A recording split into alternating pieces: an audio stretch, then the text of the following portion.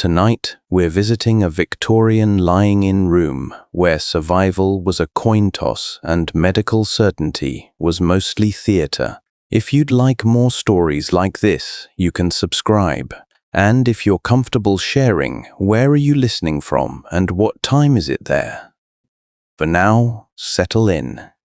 Outside, a breeze moves through the trees, soft and unhurried. Let your breathing slow. The breeze lifts a branch, then releases it. Another breath, the leaves turn, quiet and small. One more. The night holds its air. Now we begin. You are lying in a narrow bed in a rented room on the second floor, and the pain has been building for 11 hours. The window is shut, the curtains drawn. Your mother-in-law sits in the corner with a bowl of water that was warm an hour ago.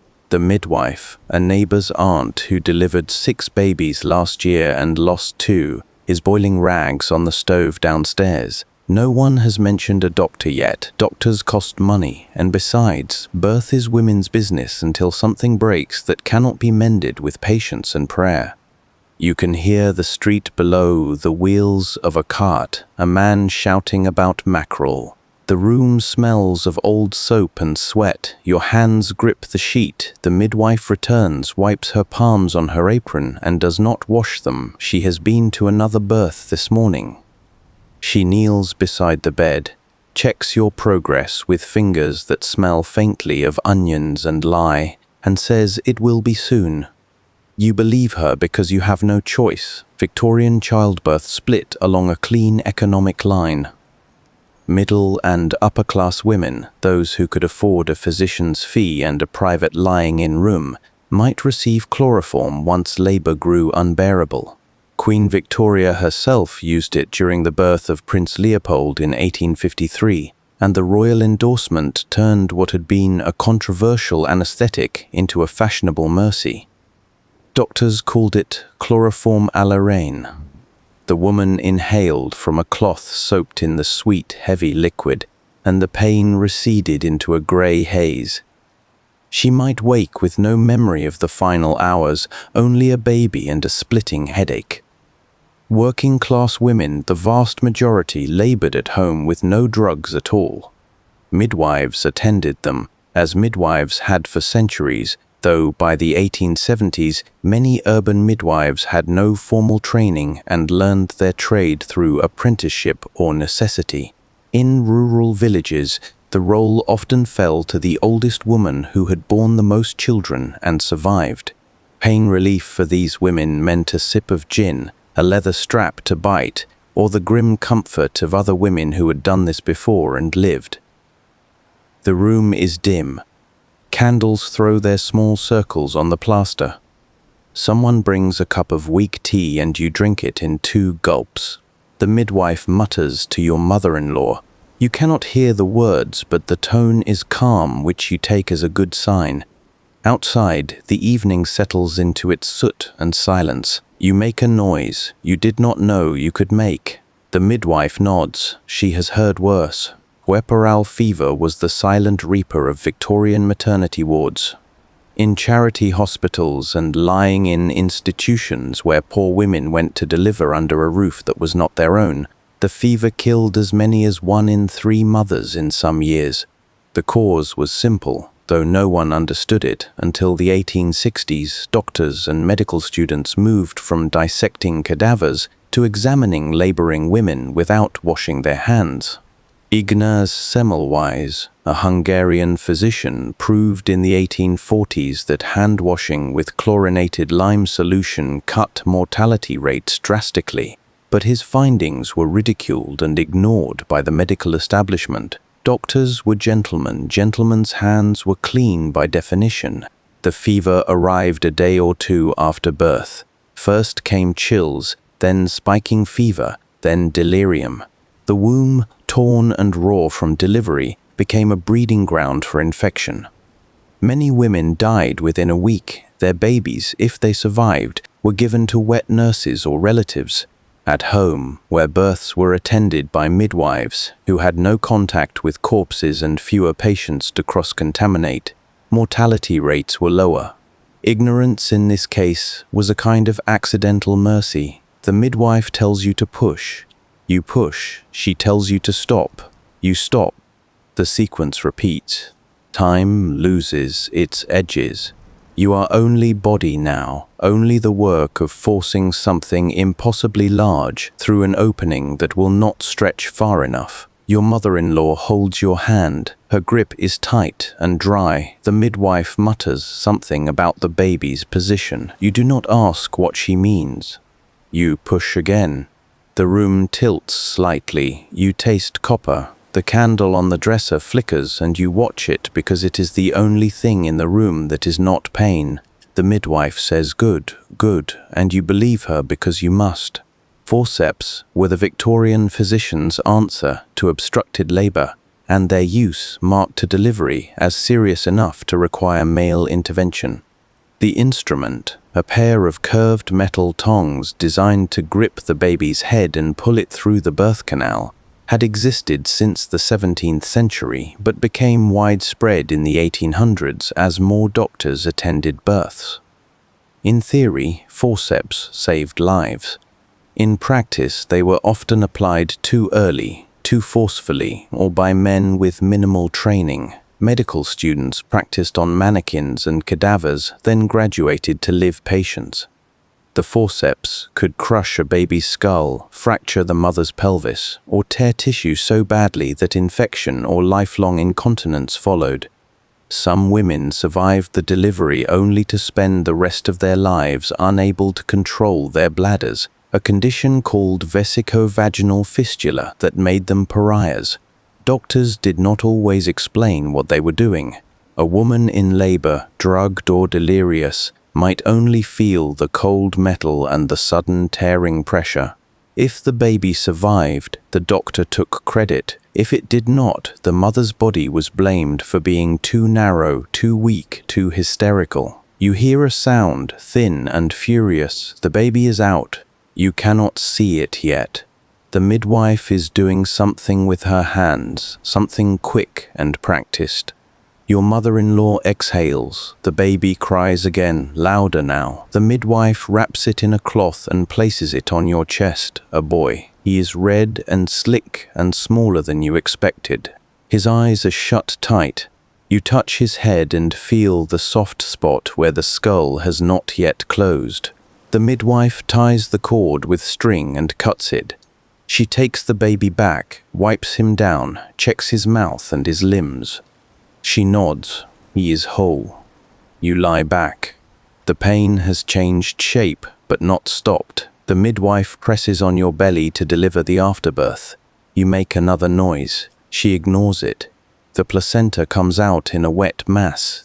She examines it, checking that it is intact, that no piece has been left inside to rot and poison you. She wraps it in newspaper. In some neighborhoods, it will be buried under a tree, in others, burned. She washes her hands in the basin finally and tells your mother-in-law to watch for fever. The room is cooler now. The sweat on your skin dries slowly. You smell iron and something older, something animal. Your legs ache. Your back aches. The baby sleeps against your ribs. Outside, the night deepens. Somewhere a dog barks. The midwife drinks a cup of tea and accepts the coins your mother-in-law counts into her palm. She will go home, sleep a few hours, and attend another birth in the morning. You close your eyes. The hard part, everyone says, is over. Confinement was the mandatory sequestration of new mothers, a practice rooted in the belief that a woman's body after childbirth was dangerously unbalanced and vulnerable to moral and physical collapse.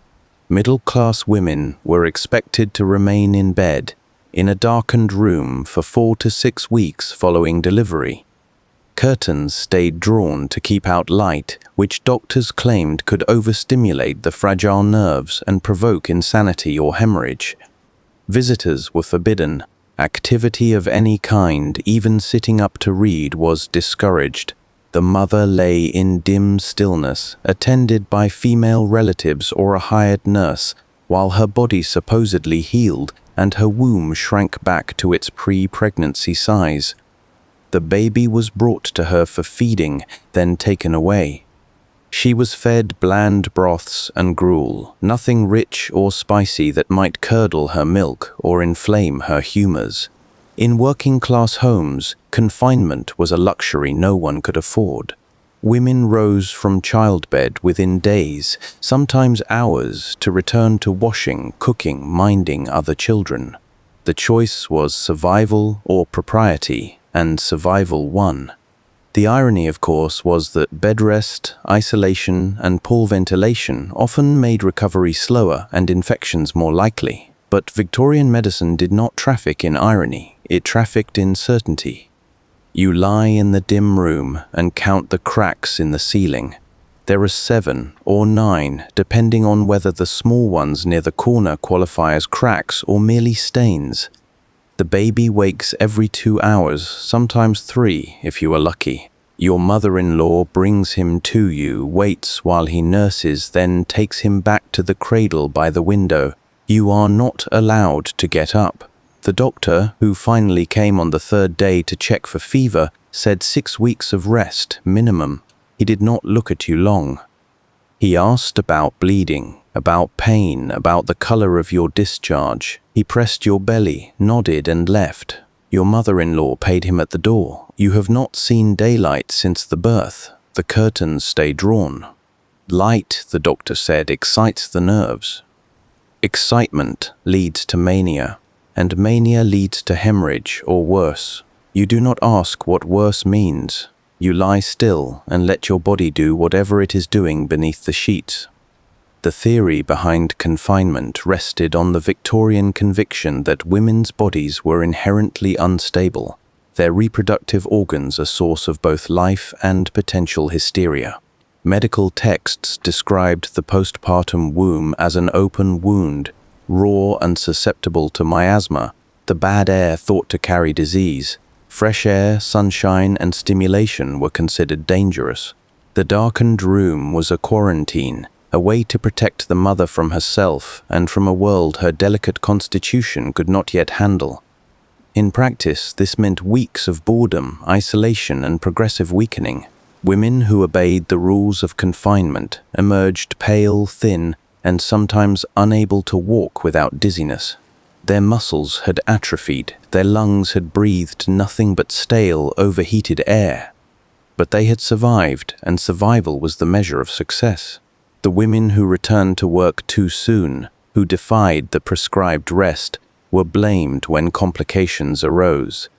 If they bled, if they fevered, if they died, it was because they had been reckless, unwomanly, too proud to submit to medical wisdom. The baby's cries wake you before you have fully fallen under.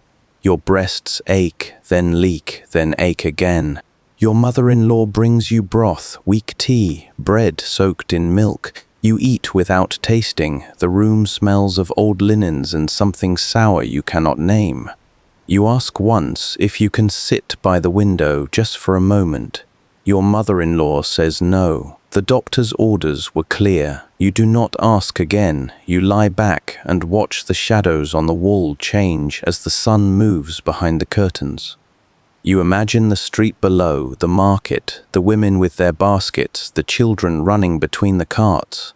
You were one of them a month ago. You will be again eventually. For now you are a body in a bed, healing or not healing, waiting for permission to stand. Lactation brought its own trials. Victorian medicine held that a mother's milk could be corrupted by strong emotion, bad food, or moral failing. If a baby sickened, the milk was suspect. If the mother was anxious, angry, or grieving, her milk might turn sour or thin, or so the doctors claimed. Women were advised to remain calm, to think pleasant thoughts, to avoid reading novels or newspapers that might agitate the mind. In reality, malnutrition, exhaustion, and repeated pregnancies left many women unable to produce enough milk. Wet nurses, women who sold their breast milk and their labor, filled the gap for those who could pay. Poor women nursed their own children and others simultaneously, their bodies commodified and stretched to the edge of function. If a working-class mother could not nurse and could not afford a wet nurse, the baby was fed cow's milk diluted with water, or sugar water, or gruel. Many did not survive the first year. Infant mortality in urban slums hovered near 50%. The milk, the air, the water, all of it was suspect. The babies died and the mothers, if they lived, tried again.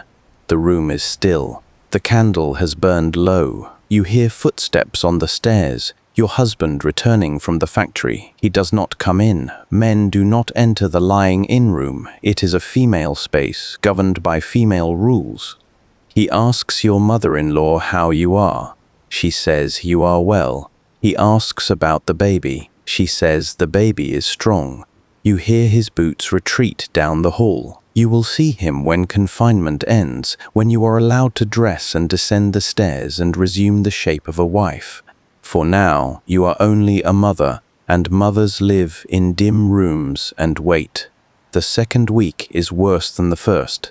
The initial shock of pain has faded, replaced by a dull, persistent ache that settles into your hips and lower back. You feel hollowed out. Your body has done something enormous, and now it simply lies there, leaking and cramping and refusing to cooperate. The bleeding continues, dark and clotted.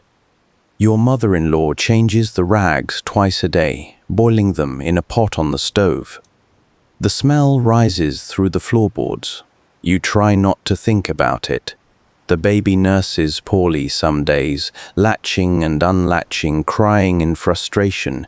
Your nipples crack and bleed. There is no salve, only the advice to endure. Your mother-in-law says it will toughen them. She is right, but the process is medieval. You grit your teeth and let the baby feed. He grows, you shrink. Postpartum complications were common and rarely discussed. Tearing during delivery, especially if forceps had been used, left many women with wounds that healed slowly or not at all. Stitches were crude, done with silk thread or catgut, often without anesthetic. Infection was frequent. Women developed abscesses, fistulas, prolapses.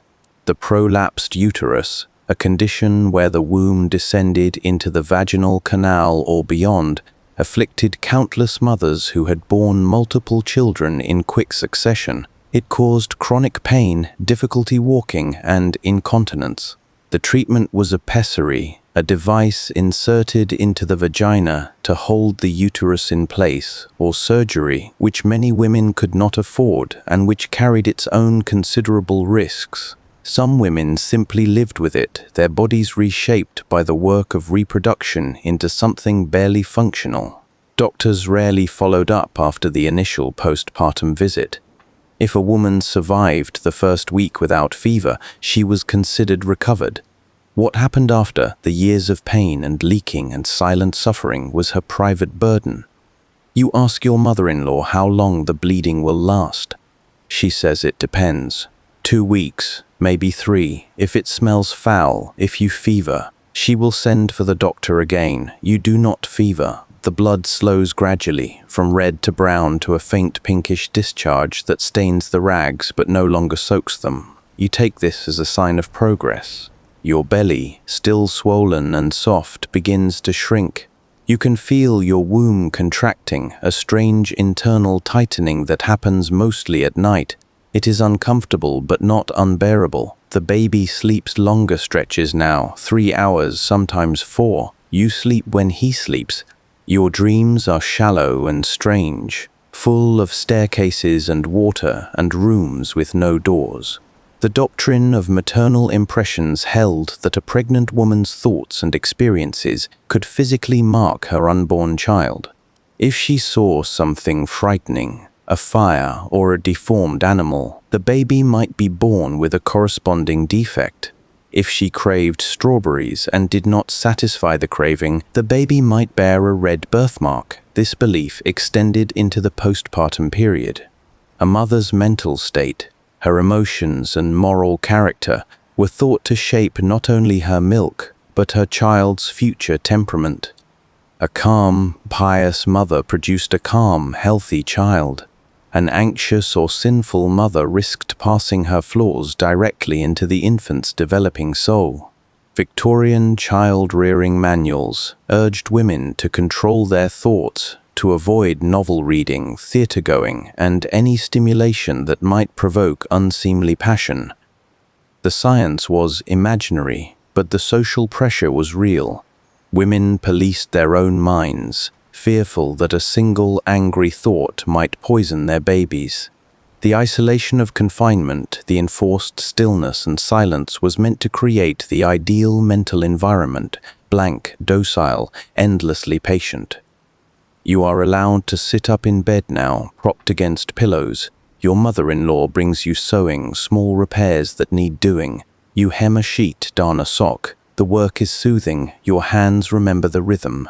The baby lies in his cradle, awake but quiet, staring at the ceiling with the vague, unfocused gaze of the very new. You wonder what he sees. The room is dim as always. The air is stale. You would give a great deal for a window opened, for a breeze, for the smell of something other than sweat and milk and old wool. You do not ask, you sew. The needle moves in and out. Outside, the city continues without you. By the third week, you are desperate for anything that is not this room. You have memorized every stain on the wallpaper, every knot in the floorboards, every sound the house makes as it settles. The baby is thriving. He has gained weight. His skin has lost the raw reddish look and turned a soft pink. He sleeps and wakes and nurses and sleeps again, and you are grateful for his health. But gratitude does not make confinement shorter. Your body has begun to feel like someone else's. You cannot remember what it was like to walk more than 3 steps, to stand in sunlight, to speak to anyone other than your mother-in-law. Your husband comes to the door sometimes in the evening. You hear him ask the same questions. The answers are always the same. You are well. The baby is well. He leaves. You remain. The medical literature of the period treated postpartum women as fragile invalids requiring management rather than care. Doctors published pamphlets with titles like The Management of Lying in Women and Advice to Mothers on the Care of Infants, texts that framed childbirth as a disorder to be survived rather than a natural process to be supported. The advice was contradictory. Rest was essential, but too much rest caused weakness. Fresh air was dangerous, but stale air bred disease. Nursing was a mother's duty, but nursing too often drained her vitality. Women navigated these contradictions as best they could, often ignoring the doctors entirely in favor of the accumulated wisdom of mothers, aunts, and grandmothers. The folk knowledge was not always accurate, but it was at least consistent. Drink nettle tea for the bleeding. Bind your belly with cloth to help the womb contract. Stay warm. Avoid cold water. Do not lift anything heavy. Do not cry or the milk will dry up. These rules, passed from woman to woman, formed a parallel system of care that existed alongside and often in defiance of official medicine. You begin to stand for short periods, just to prove you can. Your legs shake the first time. Your mother-in-law scolds you, but gently. She knows the boredom is corrosive. She brings you a book, a novel she borrowed from a neighbor. You read it in 2 days.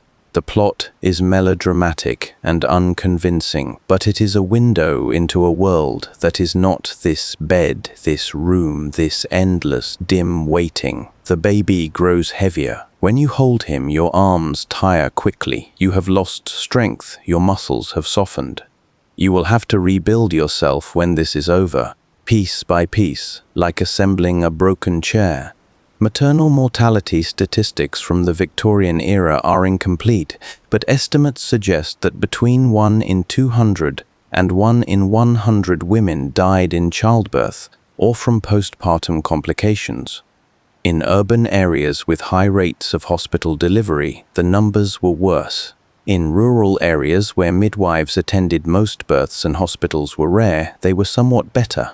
The cause of death was most often infection, hemorrhage, or eclampsia, a sudden convulsive condition that could kill within hours. Doctors had no effective treatment for eclampsia.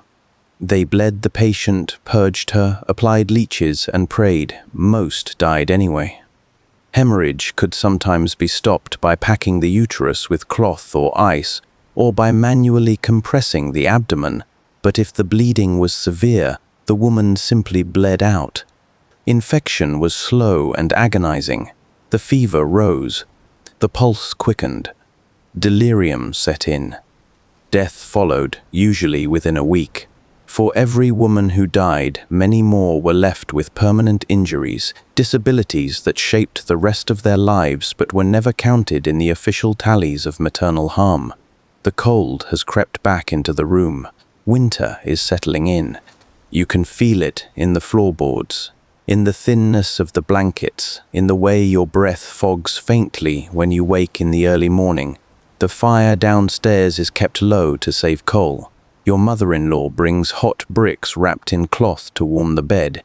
You tuck them near your feet and feel the heat spread slowly upward. The baby sleeps against your side, his body a small furnace. You do not move when he is sleeping. Movement might wake him, and waking him means another hour of trying to soothe him back to sleep. You lie still, the room is quiet. Outside, the city murmurs, distant and indifferent. The fourth week arrives without ceremony. You mark it only because your mother-in-law mentions it, counting aloud as she changes the bedding. 4 weeks since the birth, 2 weeks remaining if the doctor's orders hold. You are not feverish. The bleeding has nearly stopped. Your body is knitting itself back together in the slow, uneven way bodies do. You still ache, but the pain has become something you can ignore for hours at a time. The baby is stronger now. His grip is firmer when he clutches your finger. His eyes follow movement, tracking your face when you lean over the cradle. He is becoming a person bit by bit. You are becoming yourself again, or some version of yourself, a mother-shaped revision of the woman who climbed these stairs 5 weeks ago. Childbed fever remained poorly understood throughout most of the Victorian period, despite mounting evidence that it was contagious. Oliver Wendell Holmes, an American physician, published an essay in 1843 arguing that doctors themselves were the primary carriers, transmitting infection from one patient to the next through unwashed hands and contaminated instruments. His findings were dismissed by the medical establishment as absurd and offensive. Semmelweis reached the same conclusion in Vienna a few years later and was also ignored, then vilified. The prevailing theory blamed miasma, bad air, or the woman's own constitution, anything except the physician's role in spreading disease. It was not until Joseph Lister introduced antiseptic techniques in the 1860s and germ theory gained acceptance in the 1880s that hand washing and sterilization became standard practice. By then, tens of thousands of women had died from infections that were entirely preventable. The doctors who killed them did so with clean consciences, convinced they were practicing the best science of the age. You are allowed to sit in a chair now, beside the bed. The change in position is startling. Your spine remembers what it is like to be vertical. Your hips creak. You sit for 10 minutes, then 20, then half an hour. Your mother-in-law approves. She says you are recovering well. She has seen women who took twice as long, women who never fully recovered at all. You do not ask what happened to them. You do not want to know. The baby lies in your lap, awake and calm, his eyes roaming the room. You wonder what he makes of it, this dim, still space. It is the only world he knows. When confinement ends, when the curtains are finally opened, the light will be a shock. He will squint and fuss and eventually adjust. So will you. The economic cost of childbirth was rarely discussed but always present. A doctor's fee for attending a delivery ranged from 5 shillings to several pounds, depending on the neighborhood and the physician's reputation. For a working-class family earning perhaps 15 shillings a week, this was a significant expense, often paid in installments or not at all. Midwives charged less, typically a shilling or two, and were more willing to accept payment in goods or services. A laying in, the period of confinement, required someone to do the housework, mind the other children, and care for the mother. In families without female relatives nearby, this meant hiring help, another cost. Many women simply went without. They rose from bed as soon as they were able, weak and bleeding, and returned to their work because there was no alternative. The middle-class ideal of prolonged rest and medical supervision was a luxury built on economic security. For everyone else, childbirth was a crisis to be endured as cheaply and quickly as possible. You stand at the window now, though the curtains are still drawn. You can hear the street more clearly here. Voices, footsteps, the rattle of a cart. The world is very close, separated only by a layer of fabric.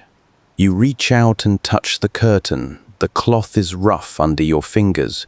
You could pull it aside. You could look out. Your mother-in-law is downstairs. She would not know. But the doctor said light, and light means risk, and risk means fever, hemorrhage, madness. You believe this less than you did 4 weeks ago, but belief is stubborn. You let the curtain fall. You return to the chair. The baby sleeps. You wait. The room is cooler now. The fire downstairs has gone out.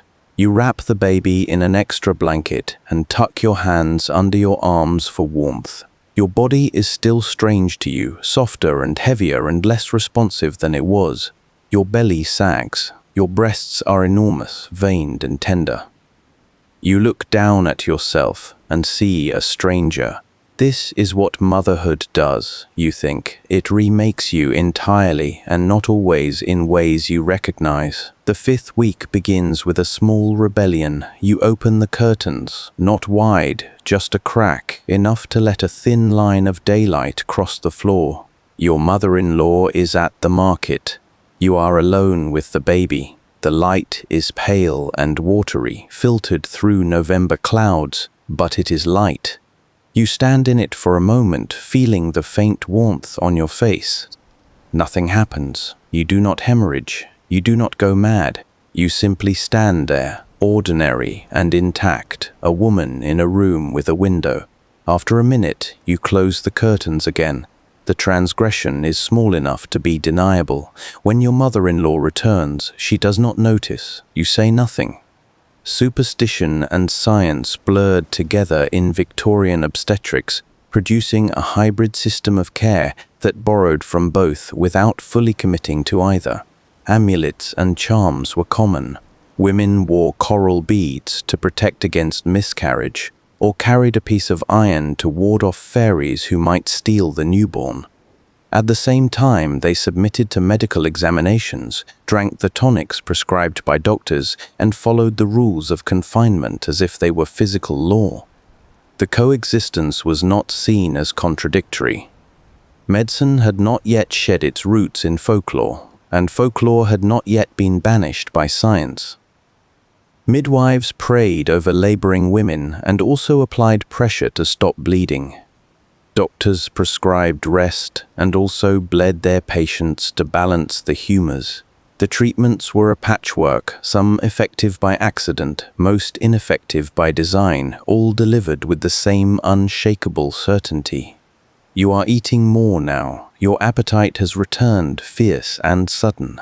You want meat, cheese, bread with butter, things that have weight and flavor. Your mother-in-law brings what she can. The food is plain but plentiful. You eat until you are full, then eat a little more. Your body is rebuilding itself. You can feel it, the slow return of strength, the muscles remembering their work. The baby is heavier every day. You lift him without thinking now. Shift him from one arm to the other. Cradle him against your shoulder while you walk the length of the room. 3 steps one way, 3 steps back. It is not much, but it is movement. The return to sexual relations after childbirth was a subject of intense medical debate and almost no practical guidance. Doctors recommended waiting 6 weeks, or 8, or until the woman had fully regained her strength, which might mean months. In practice, many women resumed intercourse far sooner, either by choice or because refusal was not an option. The risk of pregnancy loomed immediately. Lactation provided some protection, suppressing ovulation in many women, but it was unreliable. Victorian contraception was rudimentary and often inaccessible. Condoms existed but were expensive and associated with prostitution. Withdrawal was common but required male cooperation. Women used douches, pessaries, sponges soaked in vinegar, all methods of uncertain effectiveness. Many simply hoped.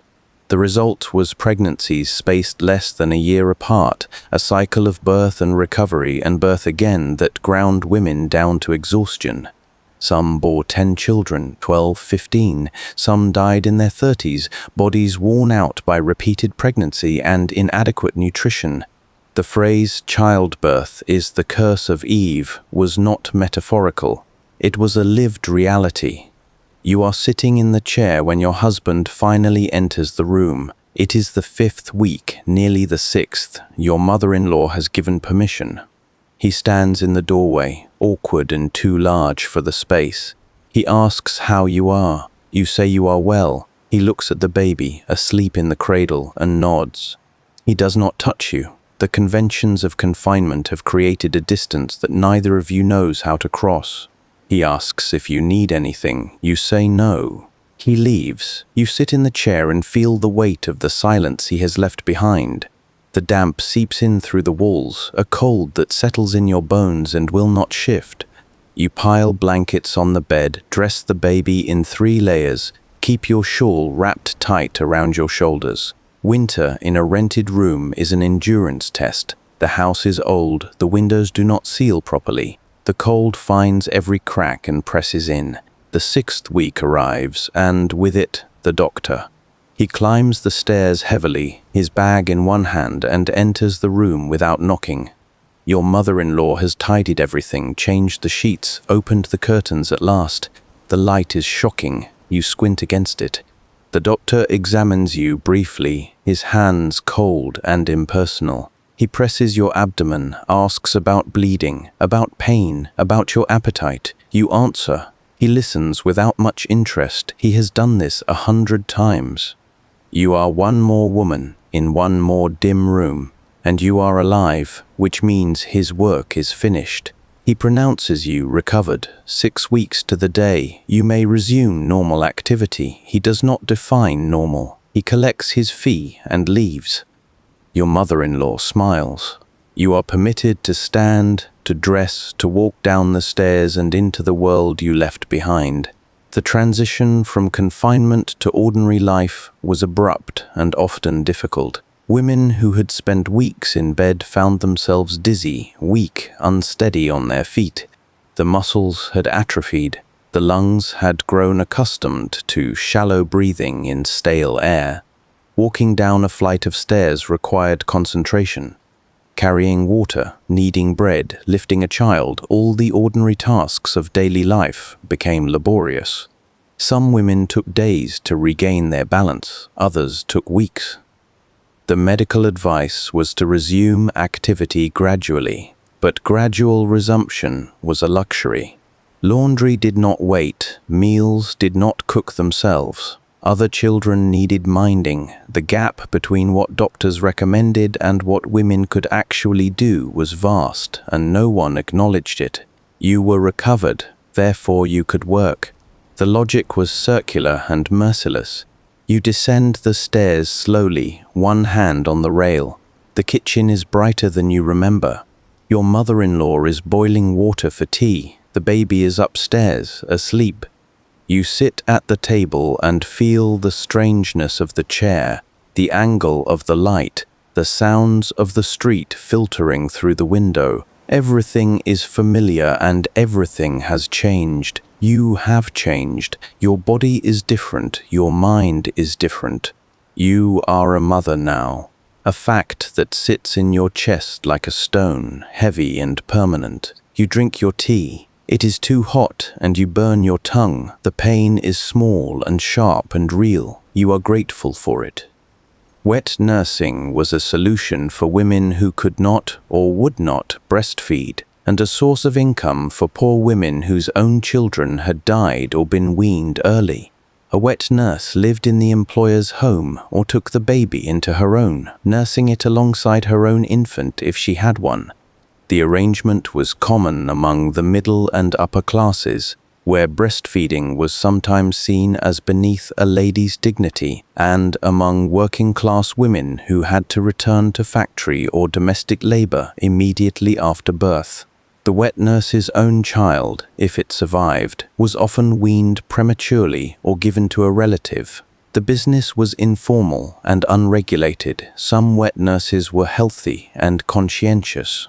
Others were sick, alcoholic, or feeding multiple infants simultaneously, their milk stretched thin and insufficient. Babies died in the care of wet nurses with grim regularity, but the practice continued because the alternatives were worse. Cow's milk, watered down and often contaminated, killed even more infants. Artificial formulas did not exist. If a mother could not nurse and could not afford a wet nurse, the baby's chances were poor. You walk to the market with your mother-in-law. It is the first time you have left the house in 6 weeks. The air is cold and smells of coal smoke and rotting vegetables. The streets are crowded. People jostle past without looking at you. You are invisible again, one woman among thousands. The market is loud, full of shouting and haggling and the sounds of animals in cages. You buy potatoes, a bit of bacon, a loaf of bread. The transactions are ordinary. No one asks where you have been. No one cares. You carry your basket home and feel the weight of it in your arms, the pull in your shoulders, the tiredness that comes faster than it used to. You are recovered, but recovery is not the same as restoration. The soot hangs in the air, visible in the slant of afternoon light. You can taste it when you breathe too deeply. The city is always like this in winter, choked and grey. You had forgotten somehow during the weeks in the dim room. Now it is impossible to ignore.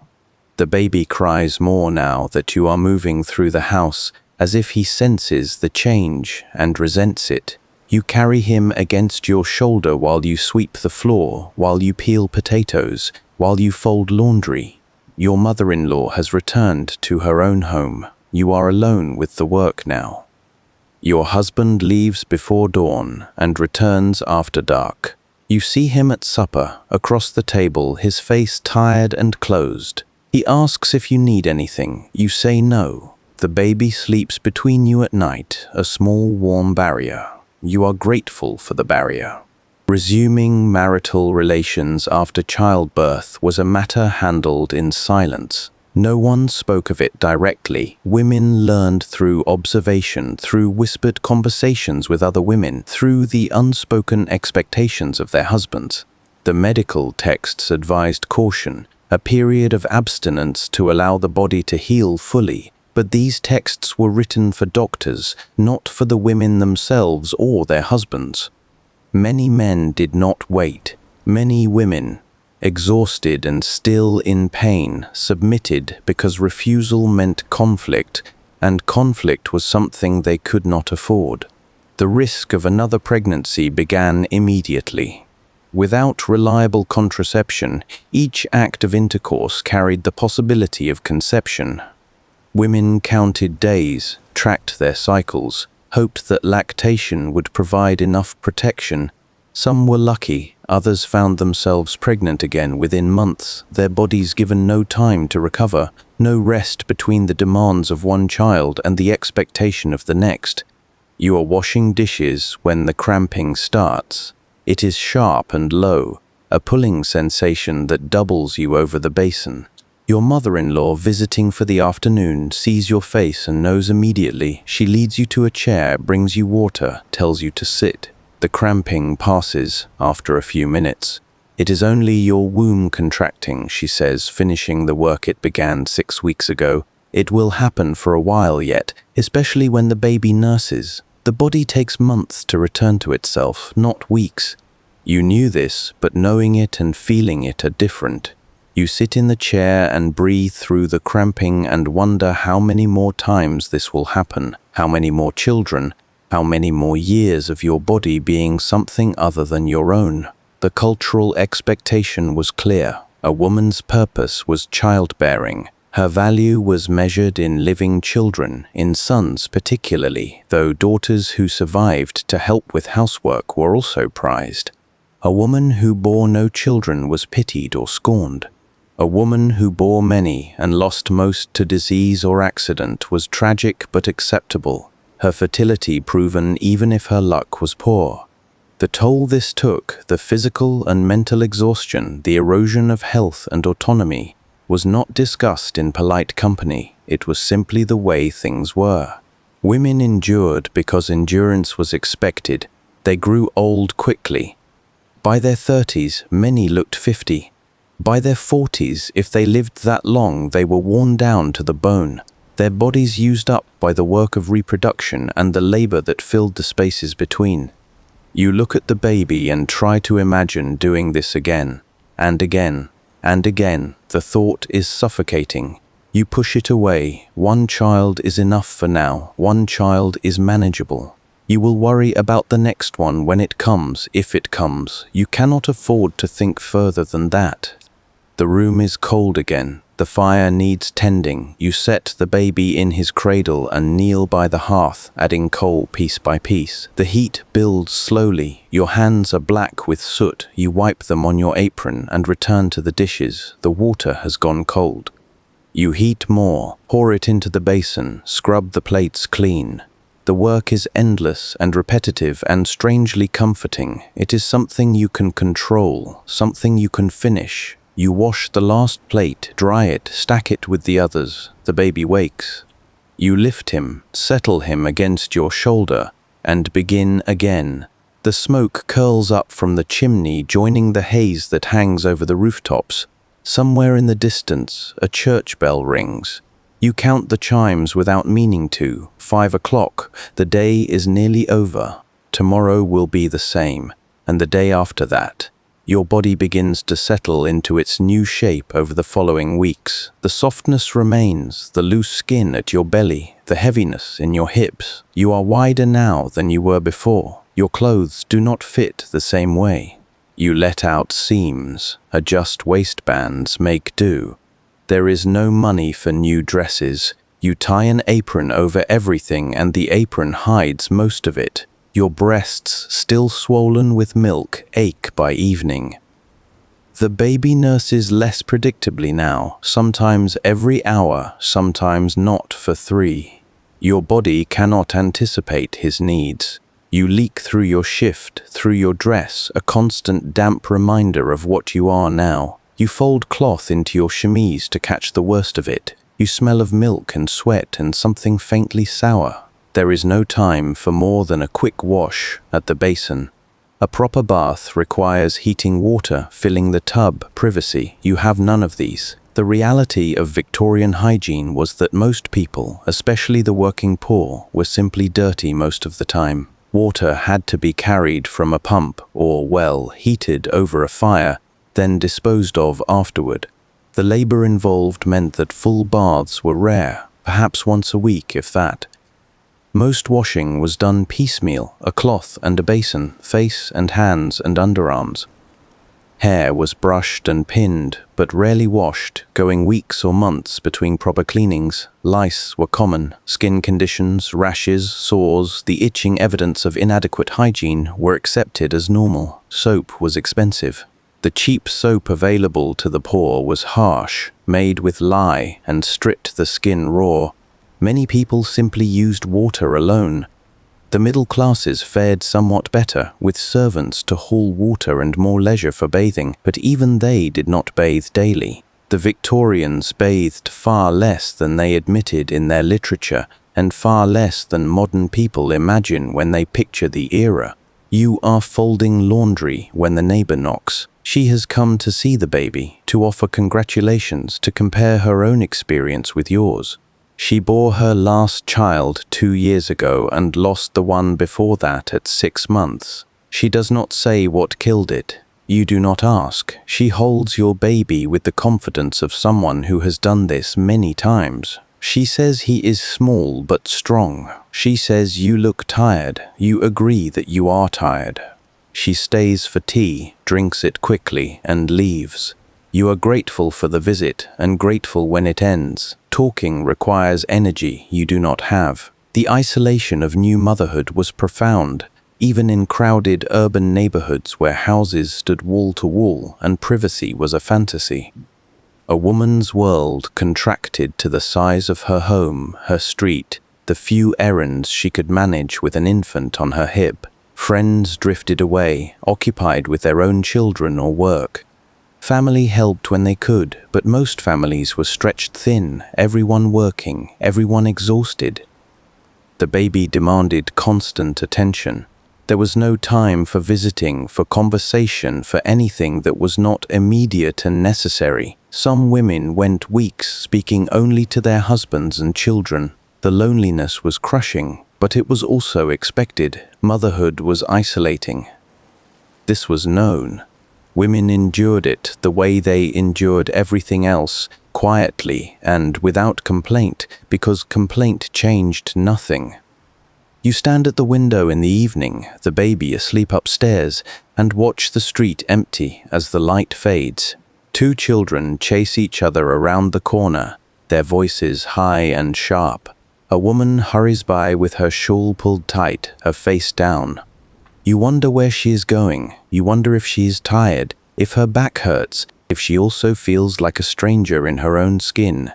You will never know. She is gone, and the street is empty again. You pull the curtain closed and return to the kitchen. There are dishes to wash. There is always something. The fatigue is cumulative and relentless. The baby wakes at night, sometimes once, sometimes 4 times. You rise, nurse him, settle him back into the cradle and lie down again. Sleep, when it comes, is shallow and broken. You wake to every sound, every creak of the floorboards, every shift in the baby's breathing. Your body is always listening, always on alert. By morning, you feel as though you have not slept at all. The days blur together. You cannot remember what you did yesterday or the day before. Time loses its edges. There is only now, this moment, this task. You wash a plate, you nurse the baby, you sweep the floor. You begin again. The quiet settles over the house like dust. Your husband is asleep. The baby is asleep. You sit alone in the kitchen with a single candle and feel the weight of your own exhaustion pressing down on your shoulders, your spine, your hips. You are 23 years old. You feel ancient. The first fever comes when the baby is 3 months old. It is yours, not his, a sudden spiking heat that leaves you shivering under blankets in the middle of the day. Your mother-in-law feels your forehead and her face goes still. She sends for the doctor. You lie in bed and wait, drifting in and out of shallow sleep. The doctor arrives, examines you, finds no obvious cause. He prescribes rest, broth, and vigilance. If the fever worsens, he says, send for him again. He does not say what might happen if it worsens. You already know. You have seen women die from fevers that began like this, sudden and sourceless. You lie still and try not to think about it. Late onset puerperal fever, occurring weeks or months after delivery, was less common than the acute infections that killed women within days of childbirth, but it was no less dangerous. A piece of retained placenta, an unhealed tear, an abscess deep in the pelvic cavity, any of these could fester quietly and then erupt into infection. The symptoms were fever, chills, pain, foul-smelling discharge. The treatment was bleeding, purging, poultices, prayer. Sometimes the fever broke on its own. Sometimes it did not. Women lingered for weeks, burning and delirious before dying. Others recovered but were left weakened, prone to recurring infections, their insides scarred and damaged. The doctor's examination had been cursory. He had not looked closely. If something was wrong deep inside, he would not know unless you died from it. The fever breaks on the third day. You wake in the early morning, damp with sweat, the heat gone. Your mother-in-law brings you tea and bread. You eat slowly, testing your strength. The baby cries from the cradle. You lift him, nurse him, feel the pull of his mouth and the ache in your breasts. You are still here. You have survived another close call. How many more, you wonder, before your luck runs out? You do not say this aloud. You drink your tea and pretend everything is normal. The weeks pass. The baby grows heavier, louder, more demanding. He no longer sleeps through the afternoon. He wants to be held, entertained, carried from room to room. Your back aches from the constant lifting. Your arms are strong now, stronger than they have ever been, but strength does not make the work easier. It only means you can do more of it. You cook, clean, wash, mend. You nurse the baby a dozen times a day. You fall into bed at night, too tired to dream and wake too soon to feel rested. This is your life now. You are learning to accept it. The economic pressure on working-class families meant that many mothers returned to paid labor within weeks of giving birth, leaving their infants with relatives, neighbors, or alone. Factory work, domestic service, laundry, sewing, any work that could be done was done because rent did not pause for childbirth and hunger did not wait for recovery. Women brought their babies to the factory if they could, nursing them during brief breaks, or left them at home with older siblings who were themselves still children. The mortality rate for infants left in the care of young children was staggering, but there was no alternative. Survival required income, and income required work. The Victorian ideal of the nurturing mother, devoted entirely to her children's care, was a fantasy available only to those who did not have to work for wages. Everyone else made do with guilt, exhaustion, and whatever childcare they could cobble together from nothing. You are peeling potatoes when the baby begins to cough. It is a small sound at first, a clearing of the throat. Then it becomes persistent, wet, rattling. You pick him up. His skin is warm, not feverish, but warmer than it should be. You show him to your mother-in-law. She listens to his breathing, peers into his mouth, feels his chest. She says to watch him. If the cough worsens, if he struggles to breathe, send for the doctor. You watch. The cough continues. You do not sleep that night. You sit beside the cradle and listen to every breath, every pause, every rattle. By morning, the cough has eased slightly. You allow yourself to hope. The smoke thickens as winter deepens. The air is gray and heavy. You can see it hanging between the buildings, taste it in your mouth. The baby coughs more.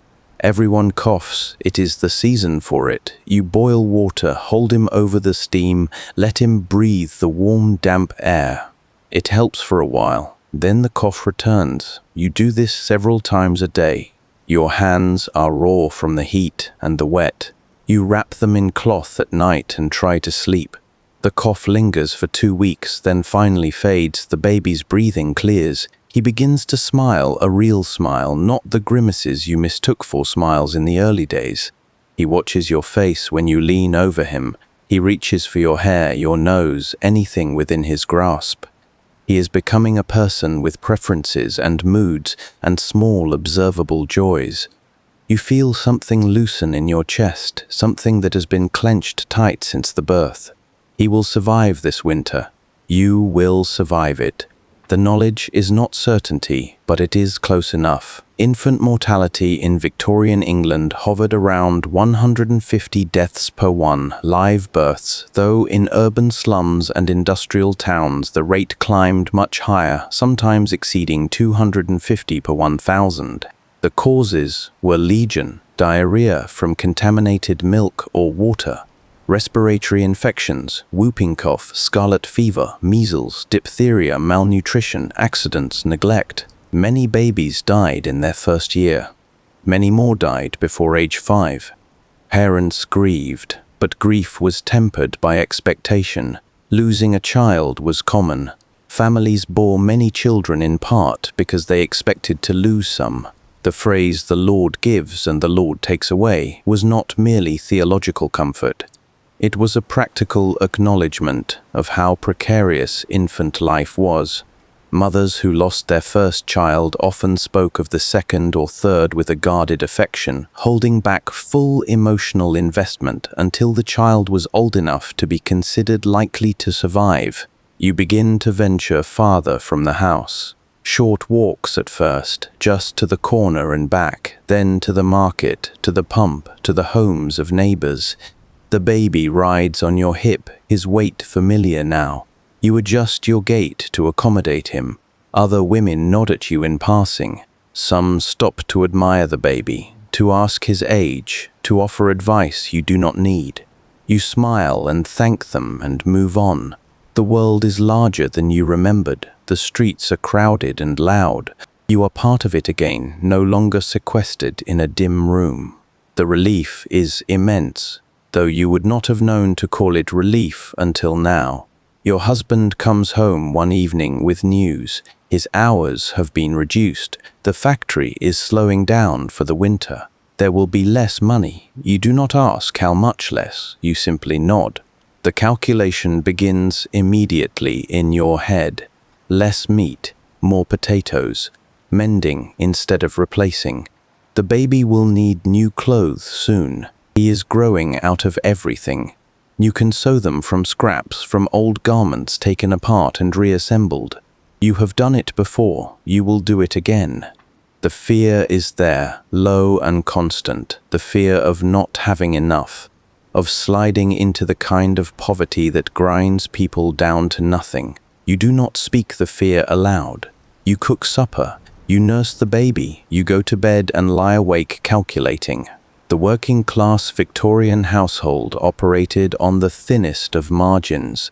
A week's wages might cover rent, food, coal, and little else. Any disruption, a reduction in hours, an illness, an injury, could tip a family into crisis. There was no safety net. Charity was scarce and often came with humiliating conditions. The workhouse loomed as a last resort, a place so grim that families would endure almost anything to avoid it. Women took in laundry, sewing, lodgers. They pawned household goods, borrowed from neighbors, stretched every penny until it broke. Children went hungry. Shoes were worn until they fell apart. The cold was endured because coal was expensive. The constant stress, the daily calculus of survival wore people down in ways that left no visible mark, but were no less destructive for being invisible. You stand at the stove and stir a pot of thin soup, onions, turnips, a bone begged from the butcher. It will feed the three of you tonight and tomorrow. After that, you will make something else. There is always something else. You have learned to be resourceful. You have learned to make do. The baby sits on the floor chewing on a wooden spoon. He is content. You are not, but contentment is not the goal. Survival is the goal. Everything else is extra. The room grows colder as the evening wears on. You bank the fire, trying to make the coal last. Your husband eats his soup in silence. You eat yours standing, the baby on your hip. He nurses before bed, his small hands kneading your breast. You settle him in the cradle, cover him with blankets, and climb into bed beside your husband. He turns his back to you. You turn yours to him. The space between you is wide and cold. You close your eyes and wait for sleep. Spring arrives slowly, reluctantly, the cold loosening its grip 1 degree at a time. The light returns first, then the slightly warmer air, then the mud. The streets turn to thick, sucking mire that clings to your boots and your skirts and tracks into the house no matter how carefully you scrape your feet. The baby is sitting up now, no longer content to lie in the cradle. He wants to see everything, touch everything. You cannot set him down for more than a minute before he fusses. You carry him everywhere, his weight a permanent ache in your lower back. Your husband's hours have not improved. The factory called back some men, but not him. He looks for other work, comes home empty-handed, grows quieter each day. You do not press him. There is nothing to say. You take in sewing, small jobs from neighbors, hems and repairs. The pay is terrible, but it is something. You sew in the evenings by candlelight, your eyes straining, your fingers cramped. The baby wakes twice, sometimes 3 times each night. You are so tired you sometimes forget what you are doing, standing in the middle of the kitchen with a pot in your hand. No memory of why you picked it up. The cumulative exhaustion of early motherhood, compounded by poverty and overwork, left many Victorian women in a state of chronic depletion. They were malnourished, anemic, subject to fainting spells and persistent infections. Their teeth rotted from successive pregnancies, calcium leached from their bones to build their babies' skeletons. They aged rapidly. A woman of 30 might look 50, her hair thin, her skin sallow, her body bent from work and childbearing. There was no concept of self-care, no recognition that mothers required rest and nutrition to function. The assumption was that women were endlessly resilient, that they could absorb any amount of deprivation and still perform their duties. Many did, but the cost was steep and paid over a lifetime. You notice one morning that your hands shake when you try to thread a needle. You set the sewing aside and sit for a moment, head down, waiting for the shakiness to pass.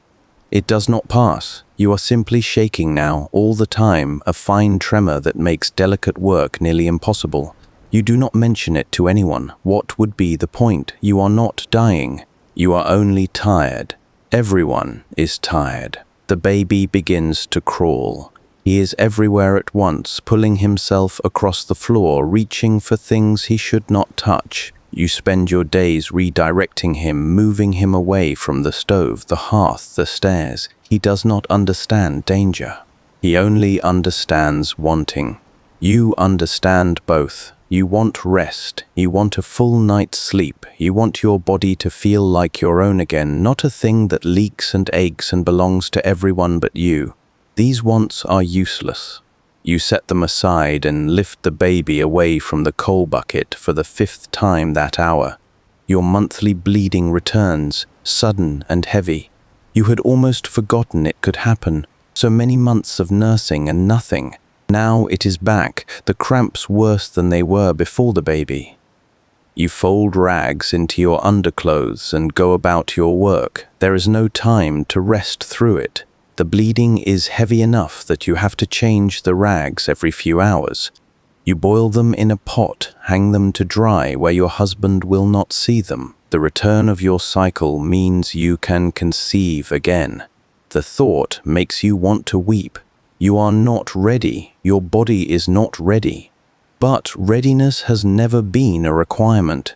The fog of exhaustion and unending labor sometimes gave way to something darker. Postpartum melancholia, as it was called, or simple despair, the crushing weight of responsibility and the absence of joy. Some women wept for hours, some stopped speaking, some stared at their babies with blank faces, unable to muster affection or interest. The condition was noted by doctors, but rarely treated. Women were told to pray, to occupy themselves with useful work, to stop being silly and self-indulgent. If the melancholia deepened into madness, the woman might be sent to an asylum, her children given to relatives or orphanages. Most women, however, simply endured. They woke each morning and did what needed doing, even when doing it felt like dragging a great stone uphill. The despair lived alongside the work, invisible and unacknowledged. You do not feel despair exactly. You feel nothing. A flatness, a grayness, as if someone has drained all the color from the world. The baby needs you, so you care for him. Your husband needs food, so you cook. The house needs cleaning, so you clean. But you do it all from a great distance, watching yourself move through the motions, feeling nothing. It is easier this way. Feeling would be unbearable. The flatness persists for weeks. You wake, work, sleep, wake again. The baby grows. Your husband finds a few days of labor at the docks unloading coal and comes home blackened and silent. The extra coins help. You buy a small piece of mutton, boil it with barley, and the three of you eat something that resembles a proper meal. The baby gnaws on a crust of bread, his first teeth coming in, white points just visible in his gums. He drools constantly. You wipe his chin 100 times a day. The repetition is soothing in its way.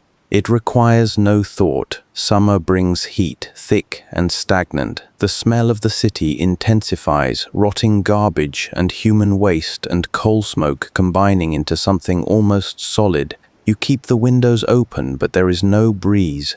The air inside is the same as the air outside, heavy and oppressive. The baby is fretful in the heat, his skin damp, his temper short. He cries more. You walk him up and down the room, trying to soothe him, sweat running down your back. Your dress sticks to your skin. You have not washed it in weeks. There is no time, no extra water, no energy for the work of heating and hauling and scrubbing. Victorian urban summers were brutal for the poor. Overcrowded tenements trapped heat, open sewers bred disease, flies swarmed, water pumps ran dry or became contaminated. Cholera outbreaks swept through neighborhoods, killing dozens in a matter of days. Infants and small children were especially vulnerable, their systems unable to withstand the twin assaults of heat and filth. Mothers watched their children sicken and die within a week. There was little to be done. Doctors, if they came at all, prescribed useless remedies.